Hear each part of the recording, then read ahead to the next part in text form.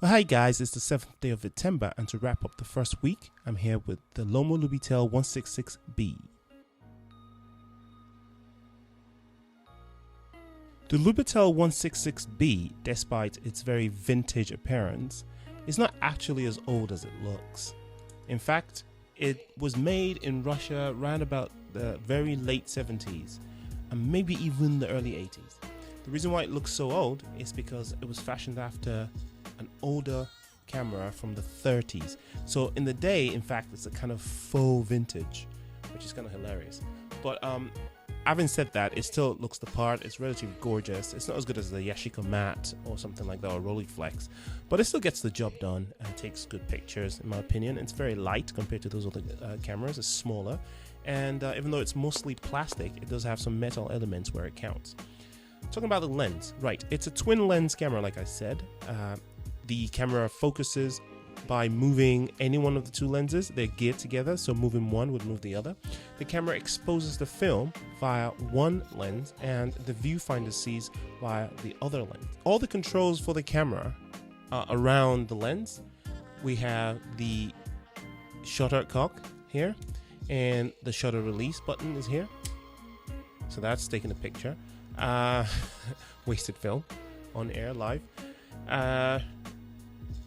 The aperture settings go from 4.5 to f22, so not very good, I guess, in low light, but as long as you can do a long exposure on a tripod, I think you'd be alright with that. And the speeds go from bulb to 250, so that's 250th of a second. So there we go.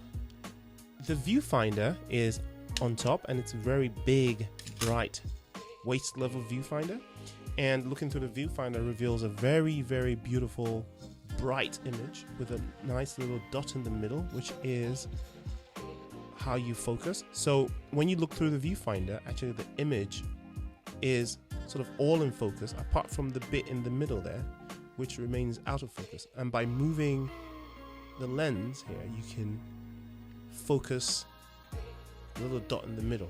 If you're having problems seeing the dot, there is an assistance for you, and it is the magnifying lens, which sort of magnifies the little dot in the center and gives you a better view of the focus. The film goes at the back of the camera. I can't show you now because, once again, I happen to have film in there, but you open it by snapping this bit open. This opens that way, and you put the film in.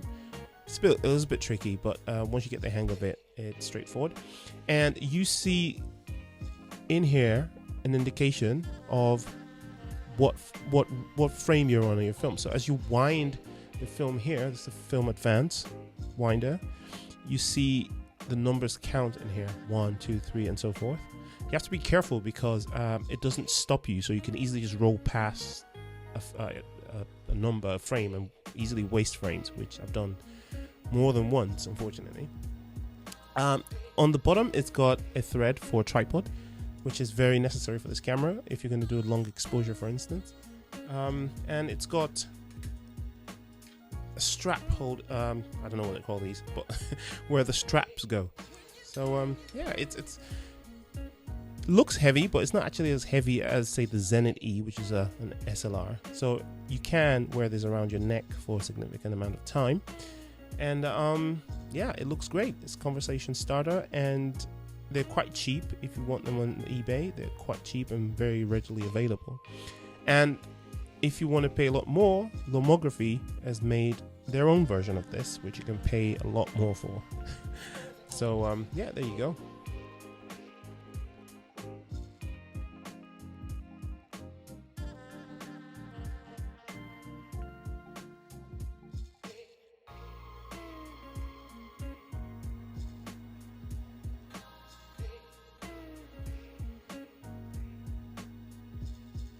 Well, that's it for today. Thank you for joining me for the first week of Vidtember. My first 7 videos are done. Next 7 videos, I'm going to try and do something a little bit different. I'm going to step outside from the house into the streets, and I will attempt to show you my favorite parts of London to take pictures in. So join me tomorrow on another episode of Vidtember, and leave me a comment, like the video if you do, subscribe to the channel, etc., etc., and I'll see you tomorrow.